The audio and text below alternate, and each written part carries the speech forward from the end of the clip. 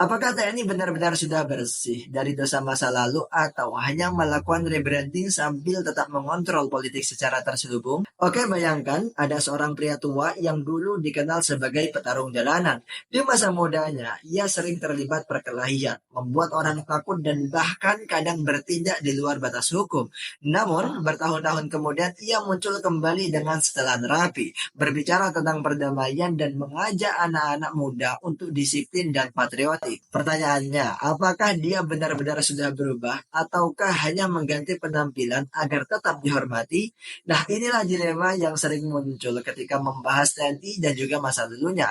Sejarah mencatat TNI pernah terlibat dalam berbagai peristiwa kontroversial, mulai dari operasi Seroja di Timur Timur, pelanggaran HAM di Aceh dan Papua, hingga dominasi politik di era Orde Baru. Banyak orang yang masih menyimpan luka dan mempertanyakan apakah TNI sudah benar-benar bersih. Di satu sisi, reformasi 1998 membawa angin perubahan. TNI secara resmi dipisahkan dari kepolisian, dilarang berpolitik, dan diwajibkan fokus pada pertahanan negara. Dan sejumlah perwira yang dulu dianggap dekat dengan kekuasaan mulai tersingkir dan aturan-aturan baru dibuat untuk mengurangi potensi penyalahgunaan kekuatan militer. Tapi apakah itu cukup? Ya, seperti pria tua yang ingin meninggalkan masa lalunya, TNI juga tampak berusaha memperbaiki citra. Mereka lebih sering muncul di media sebagai penjaga negara, membantu korban bencana, dan terlibat dalam pembangunan. Bahkan ya, di media sosial banyak konten yang menggambarkan TNI sebagai pahlawan yang dekat dengan rakyat.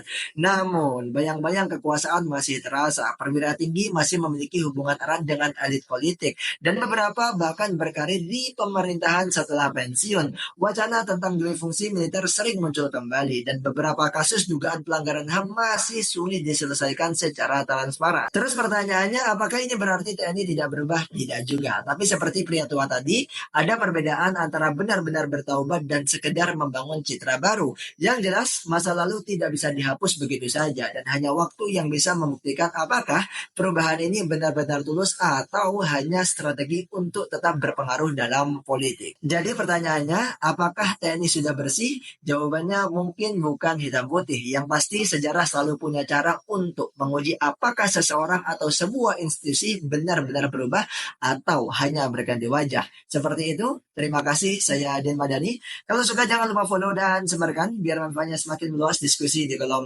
komentar.